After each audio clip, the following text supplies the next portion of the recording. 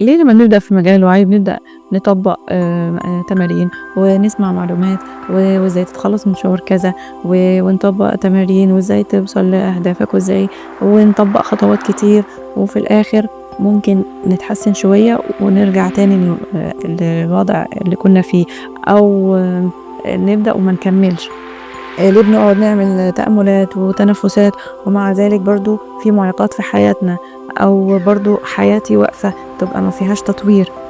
كل ده بيدُلّنا على إننا عندنا صدمات في الماضي، الصدمات دي مكبوتة جوانا وما اتحرّرتش لإن مصدرها من الطفولة، وعشان كده هي مأثّرة علينا لغاية دلوقتي، فمهما طبّقنا تطبيقات وتمارين، مهما سمعنا فيديوهات وسمعنا نصايح ومن فيديو لفيديو ومن تمرين لتمرين، ومع ذلك برضه التحسُّن عندنا سطحي أو ضعيف.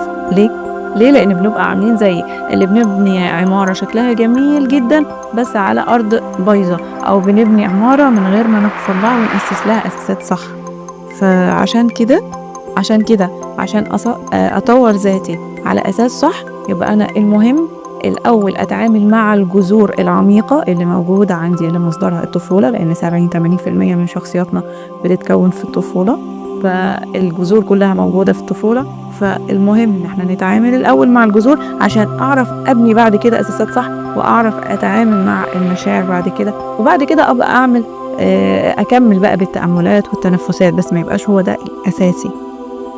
التأملات والتنفسات والجلسات السطحية والتمارين الكتيرة اللي بنطبقها ما بتحلش الصدمة، ومش هنلاقي نتيجة ترضينا منها. هي بس بتساعدنا اننا تتفتح لنا الصدمات القديمة، يعني بتساعدنا ان احنا نحرر الطبقات اللي فوق لغاية لما نوصل للصدمة، ونتعامل بعد كده بقى مع الصدمة بشكل عميق بتقنيات تحرر الصدمات. لأن الصدمة هي عبارة عن كمية كبيرة من المشاعر بحجم كبير، يعني بتبقى مشاعر تقيلة مع كمية كبيرة من المشاعر موضوعة في اللاواعي، وبتكون على هيئة طبقات متراكمة فوق بعضها، وعقلنا عشان يحمينا بيكون مخبي الصدمة دي. عقلنا عشان يحمينا من الألم بيكون مخبي الصدمة دي عشان يبعدنا عن الألم. عشان كده عشان نتطور ونرتقي في حياتنا صح، وعشان نوصل فعلا لأهدافنا اللي احنا عاوزينها من غير ما نلاقي معوقات كل شوية زي الصخور قدامنا، يبقى مهم ان احنا نتعامل مع الصدمات ونحلها ونفكها بطرق التعامل مع الصدمات، وبعد كده نكمل بتأملات وتنفسات وتطبيقات تمارين، وازاي احقق الهدف الفلاني، ازاي اعمل خطوات كذا، ازاي ابني خطة، الكلام ده كله.